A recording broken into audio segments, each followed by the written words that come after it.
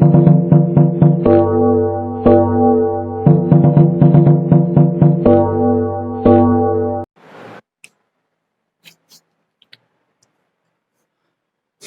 Friends, कैसे हैं आप सब? बढ़िया, मज़े में। और आई होप कि सब घर में आपके सब ठीक होंगे, मज़े होंगे, पढ़ाई में मज़ा आ रहा होगा, केमिस्ट्री पढ़ने में मज़ा आ रहा होगा, एटॉमिक स्ट्रक्चर को पढ़ने में मज़ा आ रहा होगा। वीडियो को पूरा देखिए भाई, अच्छे से देखिए, कंप्लीट देखिए, फास्ट स्पीड में। और ऐसे ऐसे फास्ट फॉरवर्ड करके मत देखिए, आराम से टिकाए शांति से देखिए। आपके काम की चीज़ें होती हैं उसमें, आप सोचते हैं कि बड़ा निपटाएं और काम चल जाए, ऐसा नहीं होता है। ओके, तो कोशिश कीजिए वीडियो को पूरा देखने की। अब आज हम जो टॉपिक कर रहे हैं भाई, ये बिल्कुल हम चैप्टर के एंड पे आ गए मोस्टली। हमने चैप्टर का ये लगा लीजिए अराउंड 85 से 90% पार्ट कर लिया है। थोड़ा बहुत पार्ट रहता है, 10 से 10 to 15% पार्ट हमारा बचता है बस। तो आई होप कि अराउंड 3 और 4 वीडियो, 2 और 3 वीडियो मैं कोशिश करूंगा कि निपट जाए सारा का सारा अच्छे से, और फिर हम नेक्स्ट टॉपिक पर आ सकें कि जो नेक्स्ट टॉपिक हमें पढ़ना है। तो नेक्स्ट चैप्टर जो पढ़ना है वो मुझे बताइएगा आप कमेंट्स में, कौन सा चैप्टर आपको पढ़ना है। मैं कोशिश करूंगा फिर उस चैप्टर को पढ़ाने की, वरना जो मेरे को पढ़ाना है वो तो मैं पढ़ाऊंगा ही। ठीक है, तो चलिए आज के टॉपिक को हम स्टार्ट करते हैं। बहुत इंपॉर्टेंट टॉपिक है भाई, बहुत ही ज्यादा इंपॉर्टेंट टॉपिक है।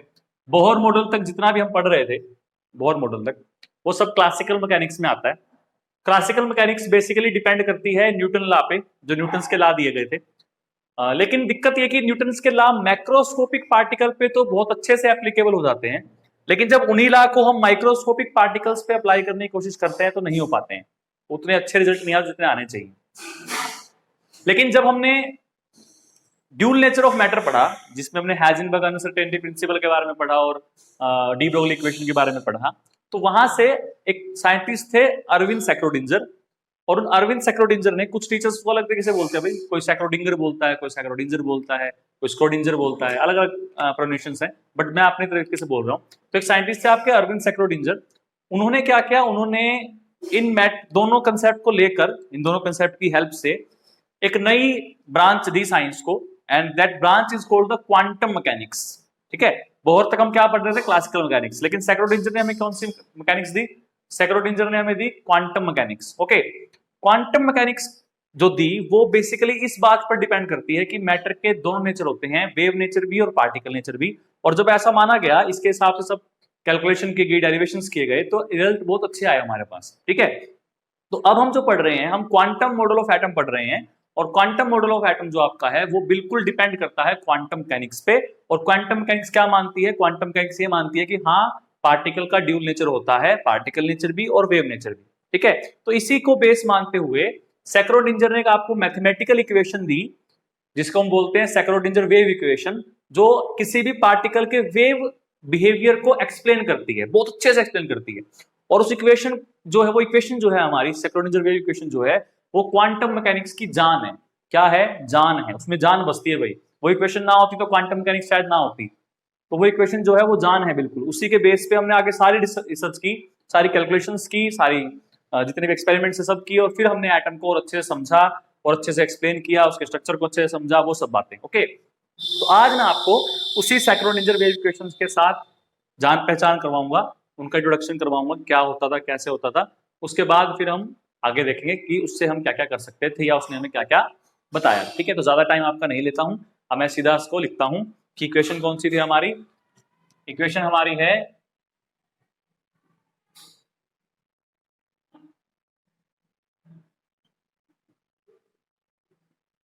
ठीक है, किसने दी थी आपको? ये आपको दी थी अरविंद सैक्रोडिंजर ने। ठीक है, तो अरविंद नहीं लिख रहे हैं हम, क्योंकि हम सिर्फ लिख रहे हैं सैक्रोडिंजर वेव इक्वेशन। जैसे मेरा नाम सुशील जैन है, अगर मैं कोई इक्वेशन तो क्या बोलते हैं? Jain wave equation, Jain wave equation. तो इस तरह सैक्रोडिंजर वेव इक्वेशन। ओके, बहुत अच्छी इक्वेशन है भाई, मेरी मेरी मोस्ट फेवरेट इक्वेशंस में आती है ये, क्योंकि नॉर्मल सी बात है भाई, इसने केमिस्ट्री के सारे पढ़ने के तरीके को बदल दिया ना, एटम के मॉडल को बहुत अच्छे से दिया। तो इसने हमें क्या इक्वेशन दी, पहले हम इक्वेशन सीखते हैं, उसके अंदर के सब पॉइंट्स समझिए, फिर वो डेरिवेशन भी करवाऊंगा उसका। टीचर्स करवाते नहीं डेरिवेशन 11th लेवल पे, लेकिन मैं चाहता हूँ कि उसका डेरिवेशन में करवाऊंगा आपको। छोटा सा है, इजी है, उससे आपको थोड़ा सा और समझने में हेल्प हो जाती है कई बार कि क्या कहना चाहता था सैक्रोडिंजर अपने वेव इक्वेशन की हेल्प से। ओके, तो इक्वेशन क्या थी भाई? इक्वेशन थी आपकी डी स्क्वायर, इसको साई बोलते हैं, ठीक है, divide by d x square plus d square psi by d y square. थोड़ी सी आपको भी अजीब लगेगी, क्योंकि अभी तक हमने डी डी वाई को सुना नहीं है, ऐसा साई भी पहली बार सुना हो, बट फिर भी समझिए इसको, फिलहाल इसको याद कर लीजिएगा। D square psi by d z square plus 8 pi square m by h. ठीक है, यहां तो कोई problem? E minus V psi equal to 0. This equation is called Schrödinger wave equation. ठीक है, समझ में आ गया आपको इक्वेशन, मतलब याद हो जाएगी। ठीक है, Schrödinger wave equation, एक मिनट भैया यहाँ आएगा। ठीक है, Schrödinger wave equation। ओके, यहाँ तो कोई दिक्कत? अब इस इक्वेशन का हमें डेरिवेशन जो है वो करना है, तो इसका डेरिवेशन मैं आपको करवा रहा हूं, ध्यान से समझिएगा। अच्छा, पहले मैं इसमें बता दूं कि ये सब चीजें हैं क्या, ताकि आपको थोड़ा सा डाउट क्लियर हो जाए। जो ये साई हमारा है भाई, इसको वेव फंक्शन बोलते हैं। ठीक है, वेव फंक्शन, यानी कि किसी पार्टिकल के वेव बिहेवियर को रिप्रेजेंट करना है तो हम वेव फंक्शन की हेल्प लेते हैं।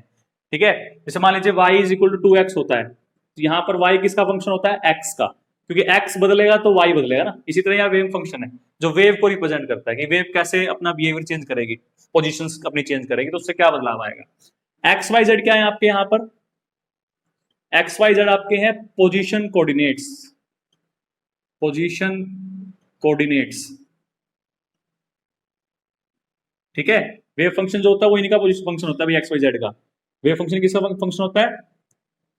एक्स वाई जेड का वेव फंक्शन होता है, मतलब एक्स वाई जेड की वैल्यू पे डिपेंड करता है कि साई की क्या वैल्यू आएगी। ओके, जब सोल्व करते हैं इसको। अच्छा, एम क्या है यहाँ पर? एम आपका है मास ऑफ पार्टिकल, वो आपका इलेक्ट्रॉन, प्रोटॉन, न्यूट्रॉन कुछ भी हो सकता है, माइक्रोस्कोपिक पार्टिकल। एच क्या है हमारा, पता ही आपको, एच तो प्लैंक कांस्टेंट। ठीक है, प्लैंक कांस्टेंट है। इसके अलावा ई क्या है हमारा यहाँ पे? ई है आपकी पार्टिकल की total energy. Total means kinetic plus potential, तो ये आपकी टोटल एनर्जी है। ठीक है, और V जो है आपकी वो उसकी पोटेंशियल एनर्जी है भाई। तो ये सब टर्म्स मैंने आपको बता दी कि इसमें क्या, किस टर्म का क्या मतलब है। अब मैं इसका डेरिवेशन आपको करवा रहा हूँ, छोटा सा इजी डेरिवेशन है, वो आपको समझ में अच्छे से आ जाएगा। और उसके बाद फिर इसके क्वेश्चन से आगे हमें क्या क्या पता चला वो हम डिस्कस करेंगे। ठीक है, तो उसको साफ कर लेते हैं, उसका डेरिवेशन जो है वो करवाता हूँ आपको।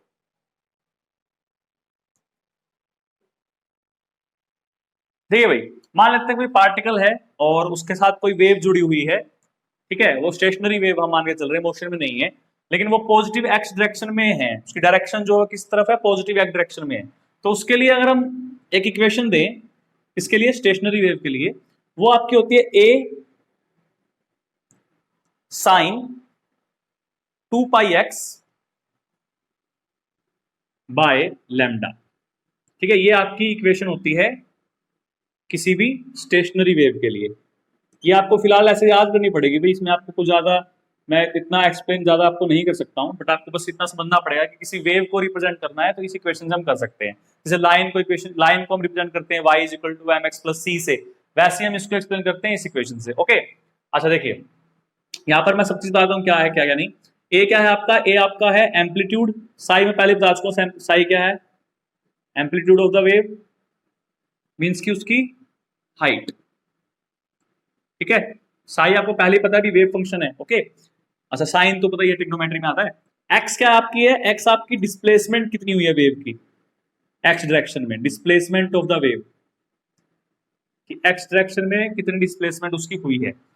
लैम्डा आपको पता ही है, लैम्डा क्या होगी? उसकी वेवलेंथ, वेवलेंथ ऑफ द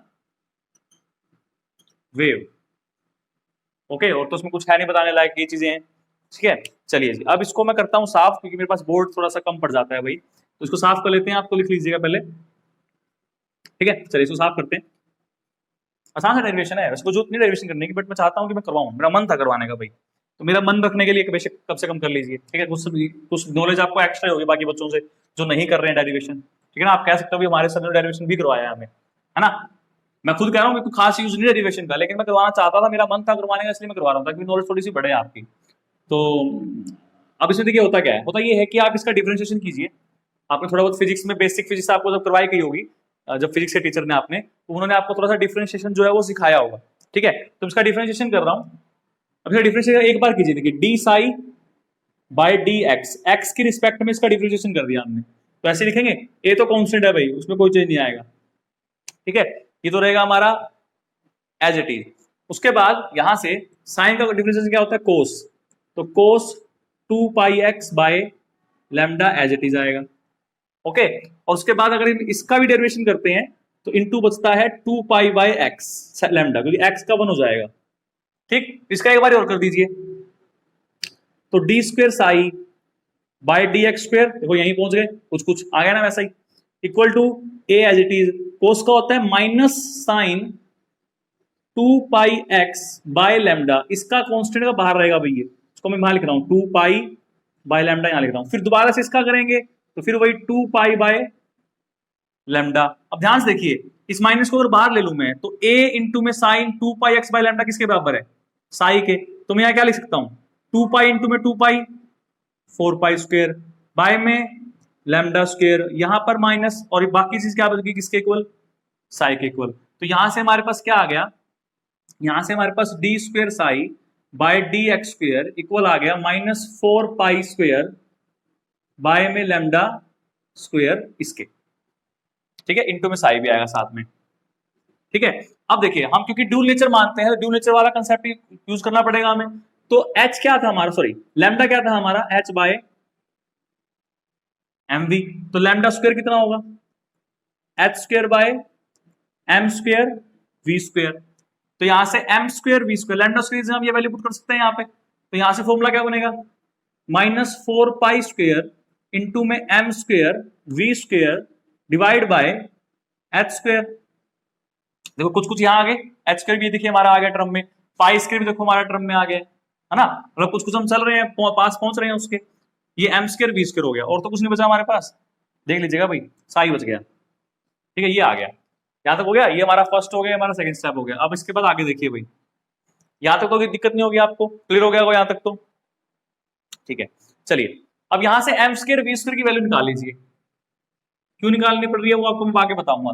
तो अगर हम एम स्क्वायर वी स्क्वायर की वैल्यू निकालते हैं यहां से, तो ये हमारा इक्वल था, किसके इक्वल था हमारा, ये d square psi by d x square equal था ना, तो यहां से एच स्क्वायर यहां मल्टीप्लाई में आ जाएगा, ठीक है। तो यहां से क्या होगा, माइनस का एच स्क्वायर बाय में 4 पाई स्क्वायर, और क्या बचेगा, साई, ये बचेगा, साई बचेगा, और इनटू में क्या बचेगा, d square psi by d x square, ये बचेगा, ठीक है। अच्छा जी, अब काइनेटिक एनर्जी क्या होती है, half m v square, m से मल्टीप्लाई कर दोनों तरफ, तो 2 इधर ले आओ, 2m इंटू में काइनेटिक एनर्जी, इधर करेंगे एम से मल्टीप्लाई तो एम स्क्वायर और वी स्क्वायर बनेगा, तो एम स्क्वायर वी स्क्वायर की जगह तो हमने ये पुट कर दिया, कितना 2m इंटू में काइनेटिक एनर्जी, है ना, तो इसको यहां पुट कर सकते हैं हम। तो इस बीच वाले क्वेश्चन को मैं करता हूं साफ, और फिर आपको बताता हूं कि अब क्या हो, बस हम पहुंच गए भाई क्वेश्चन के पास। देखिए यहां से इसको अगर मैं, ये हमारा किसके इक्वल था, एम स्क्वायर वी स्क्वायर के, तो इसको मैं यहां रखता हूं, तो ये हमारे पास बन गया 2m इंटू में kinetic energy equal to minus h square by 4 pi square psi d square psi by में डी एक्स स्क्वायर, ठीक है। अच्छा ध्यान से देखिए, इस 2m को इधर ले आओ, तो काइनेटिक एनर्जी कितना हो गया, minus h square by 8 pi square m psi d square psi by d x square, देखो कुछ कुछ पहुंच गए हम वहीं पे, ठीक है। अब देखिए टोटल एनर्जी ई होती है, किसकी इक्वल होती है, kinetic energy plus potential energy के इक्वल होती है, यही होती है। तो यहां से हमारी जो काइनेटिक एनर्जी है वो कितनी है, minus h square by 8 pi square m psi into में d square psi square by d x square plus potential energy है। तो अगर मैं इसको इधर ले आऊं तो हमारे पास क्या बनेगा, यहां से E माइनस का पोटेंशियल एनर्जी को V लिख रहा हूं भाई, तो V equal to minus h square by में 8 पाई स्क्वायर एम इंटू में d square psi by d x square हो गया, ठीक है। बस हो गई इक्वेशन हमारी, पहुंच गए हम, कहाँ पहुंचना था हमें। देखिए यहां से क्या होगा हमारे पास, यहां से हमारे पास d square psi by d x square जो आएगा वो हमारा इक्वल आता है माइनस एच स्क्वेयर बाय में sorry minus 8 pi square m psi by h square, और इसको मैं बीच में लेता हूं ई माइनस वी और फिर साई लिख देता हूं, तो ऐसे आ गया। अब ये एक के लिए आई है भाई, ऐसे ही y के लिए करेंगे, ऐसे z के लिए करेंगे, तो d x square psi square x square plus d square psi square plus y z, और ये इसके ऐड हो जाएगा, तो पूरी फाइनली जो हम y के लिए कर लेंगे z के लिए कर लेंगे, तो फाइनली आपको ये मिलेगा। ठीक है, इसको इधर ले आओ बस, माइनस का तो प्लस का हो जाएगा, तो यही इक्वेशन आपकी आ जाएगी। तो ये इसका डेरिवेशन था, क्लियर हो गई, या तो कोई दिक्कत नहीं है। चलिए इसके में आपको एक चीज और बताते हैं फिर, ये इसका डेरिवेशन था भाई कि इक्वेशन आई कैसे, वेव को मान के किया हमने कि भाई वेव है एक, और उसके लिए हमने डेरिवेशन करते रहे, वेव की एनर्जी ले ली पार्टिकल, क्योंकि वेव पार्टिकल की है तो जो एनर्जी पार्टिकल की होगी वैसे वेव की भी होनी चाहिए, है ना। अच्छा जी, इसके बाद ठीक है, अगर मैं ऐसे करूं देखो, d square by d x square plus d square by d y square plus d square by d z square, यहां साई, ठीक, और plus 8 pi square m h square और ई माइनस का वी और साई इक्वल टू 0। ठीक है, याद बात समझ में आ गई। इसके बाद इसको क्या कहेंगे, देखो ये होता है हमारा डेल स्क्वेयर, इसको सिंपल क्या होता है डेल स्क्वेयर, जिसको बोलते हैं लैप्लेसियन ऑपरेटर।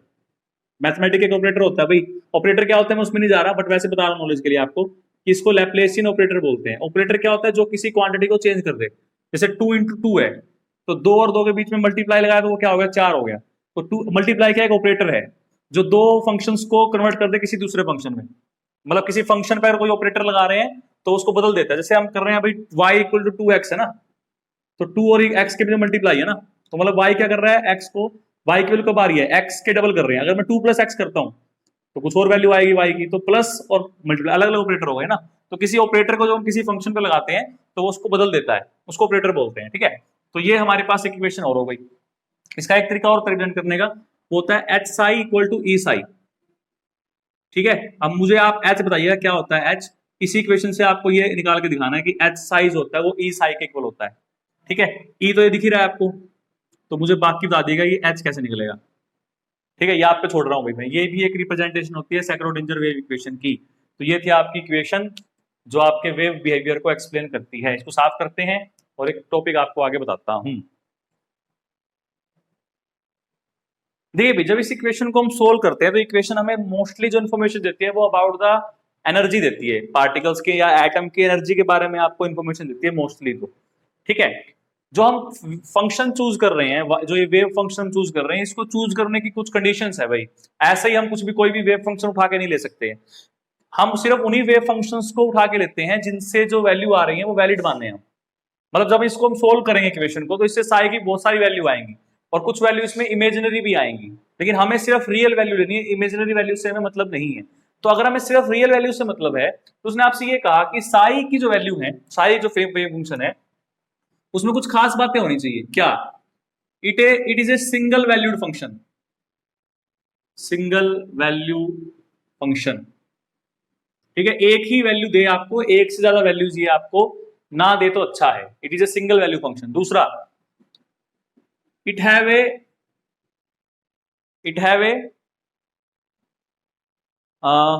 Continuous function. ठीक है, it should have A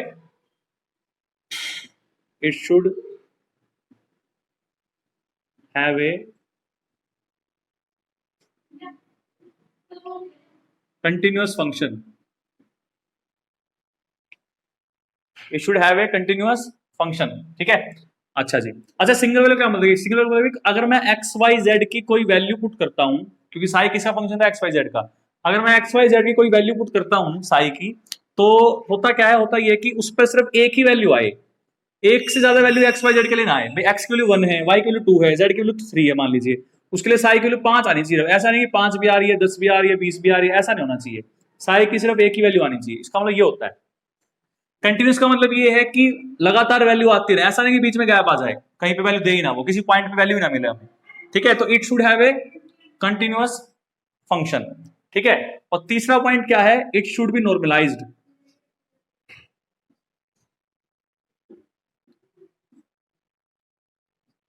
it should be normalised. अब नॉर्मलाइज्ड क्या होता है भाई, इतना मैं ज्यादा डीप में नहीं जा रहा हूं, बस इतना बता देता हूं कि जब इसका हम इंटीग्रेशन करेंगे, इसका कंजुगेट लेके, वो हमारा 1 होना चाहिए, ठीक है। क्या होता है क्या नहीं इसमें मत पढ़िए आप, मैं सिर्फ जनरल इंफॉर्मेशन आपको बता रहा हूं, ठीक है।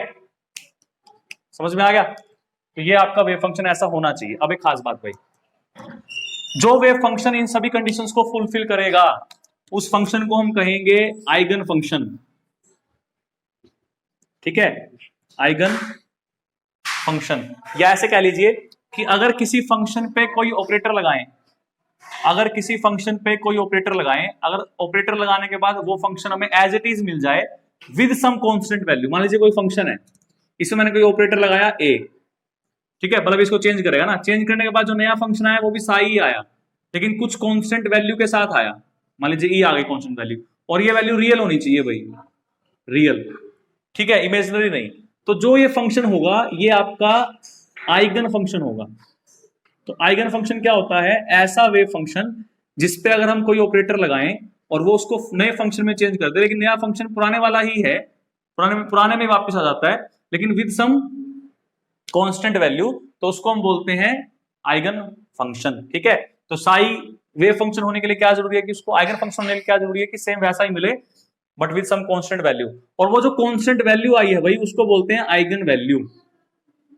आइगन वैल्यू ये आपकी रियल होनी चाहिए, ठीक है। तो आइगन फंक्शन क्या होता है और आइगन वैल्यू क्या होती है वो आपको मैंने समझा दिया कि क्या हमें कैसे पहुंचना है, ठीक है। अब एक बिल्कुल लास्ट पॉइंट आज का बता रहा हूं मैं, उसके बाद मैं आपको बाकी कल बताऊंगा। कल का टॉपिक भी बहुत इंपॉर्टेंट है, और कल का टॉपिक ही इंपॉर्टेंट है भाई ज्यादा, तो क्योंकि उसके बेस पे आपको आगे सारी केमिस्ट्री समझ में आएगी। फोर्थ चैप्टर, थर्ड चैप्टर, जितने भी चैप्टर्स आपके हैं आगे बॉन्डिंग के, 8th chapter, 7th chapter, 9th chapter, बहुत सारे चैप्टर हैं, सारे चैप्टर आपको नेक्स्ट वाले टॉपिक से ही समझ में आएंगे। तो नेक्स्ट वाले टॉपिक को मिस मत कीजिएगा, ध्यान से उसको समझिएगा, ठीक है। चलिए, तो देखिए एक टॉपिक आपसे पूछते हैं, significance of wave function. Significance, physical significance हमें दिखती क्या है, physical significance of wave function, ठीक है, इसको भी साफ कर लेते हैं। Physical significance of wave function, सुनिए भाई इसकी बहुत बढ़िया फिजिकल सिग्निफिकेंस है, बहुत ही बढ़िया फिजिकल, सुनोगे तो आपके बिल्कुल दांत निकल आएंगे बाहर, इतनी बढ़िया वेव फंक्शन है। सिग्निफिकेंस है क्या, साई की कोई फिजिकल सिग्निफिकेंस नहीं है, ठीक है, साई की कोई फिजिकल सिग्निफिकेंस नहीं है, साई से हमें खास कोई इंफॉर्मेशन नहीं मिलती है, सिर्फ अकेले साई की वैल्यू से, ठीक है। लेकिन क्यों नहीं मिलती है, क्योंकि साई की वैल्यू आपकी रियल भी हो सकती है और इमेजिनरी भी हो सकती है भाई, दोनों हो सकती हैं, ठीक है। लिख तो साई हमें कोई कोई खास हमें साई से फायदा नहीं है, लेकिन हमें फायदा है साई स्क्वायर से, हमें फायदा है साई स्क्वायर से। अगर हम साई स्क्वायर कर लेते हैं तो हमें बहुत फायदा होता है। क्या, साई स्क्वायर की वैल्यू हमेशा रियल आएगी भाई, क्योंकि दो रियल को मल्टीप्लाई करोगे तो भी रियल आएगा, रियल को और इमेजनरी को मल्टीप्लाई करोगे तो भी रियल आएगा, और इमेजनरी को मल्टीप्लाई करोगे तो भी रियल आएगा। मतलब दो इमेजनरी को मल्टीप्लाई करोगे तो भी रियल आता है, और दो रियल को करते हो तो भी रियल आता है। और ये साई क्योंकि एक ही है, उसी का दोबारा स्क्वायर करना है, तो अगर ये इमेजनरी है तो इमेजनरी की इमेजनरी से मल्टीप्लाई रियल, अगर ये रियल है तो रियल की रियल से मल्टीप्लाई रियल। तो इसलिए हम साई स्क्वायर का फायदा देखते हैं, साई का नहीं, ठीक है। फायदा क्या है, देखिए हैजेनबर्ग ने क्या कहा था, हैजेनबर्ग ने कहा था इलेक्ट्रॉन की फिक्स पोजीशन नहीं है, तो हम नहीं बता सकते कि फिक्स पोजीशन कहां, इलेक्ट्रॉन कहां पर होगा, एग्जैक्ट हम नहीं बता सकते हैं, लेकिन हम एटम के अंदर इलेक्ट्रॉन के होने की संभावना बता सकते हैं किसी पोजीशन पे, कि भाई यहां हो सकता है, यहां होने के कितने परसेंट चांस है। तो वो हमें कौन बताता है, वो हमें साई स्क्वायर बताता है। तो ये हमें बताता है probability, probability of finding the electron, कि किसी इलेक्ट्रॉन को किसी एरिया, किसी मान लो ये न्यूक्लियर एटम है, ये न्यूक्लियस है, हो सकता है किसी टाइम पर इलेक्ट्रॉन के मिलने की संभावना यहाँ हो, लेकिन नेक्स्ट टाइम हो सकता है वो यहाँ हो सकता है फिर वो यहाँ हो, मतलब वो एक फिक्स पाथ पे तो नहीं घूम रहा ना। अब वो इलेक्ट्रॉन कहीं भी हो सकता है इतने एरिया में, यहाँ भी हो सकता है, यहाँ भी हो सकता है, यहाँ भी हो सकता है, यहाँ भी। तो वो जो रीजन है वो जो एरिया है जहां पर इलेक्ट्रॉन के मिलने की प्रोबेबिलिटी ज्यादा है वो हमें कौन बताता है, साई स्क्वायर बताता है। साई स्क्वायर की सिर्फ एक ही फिजिकल सिग्निफिकेंस ये होती है कि it tells about the region where the probability of finding the electron is maximum. Okay, वो होता है साई स्क्वायर। और उस रीजन को क्या बोलते हैं, जिसमें जहां पर इलेक्ट्रॉन के मिलने की प्रोबेबिलिटी, प्रोबेबिलिटी वर्ड बोल रहा हूं मैं, वहां मिलेगा ऐसा कोई जरूरी नहीं है, वहां मिलने की संभावना बहुत ज्यादा होती है। तो उस रीजन को हम क्या बोलते हैं, उस रीजन को हम बोलते हैं भाई एटॉमिक ऑर्बिटल। तो आप अब आपसे आप क्या पढ़ा करोगे, अब से आप एटॉमिक ऑर्बिटल पढ़ा करोगे, ऑर्बिट को भूल जाओ। ठीक है, क्या पढ़ा करोगे आप, एटॉमिक ऑर्बिटल के बारे में पढ़ा करोगे।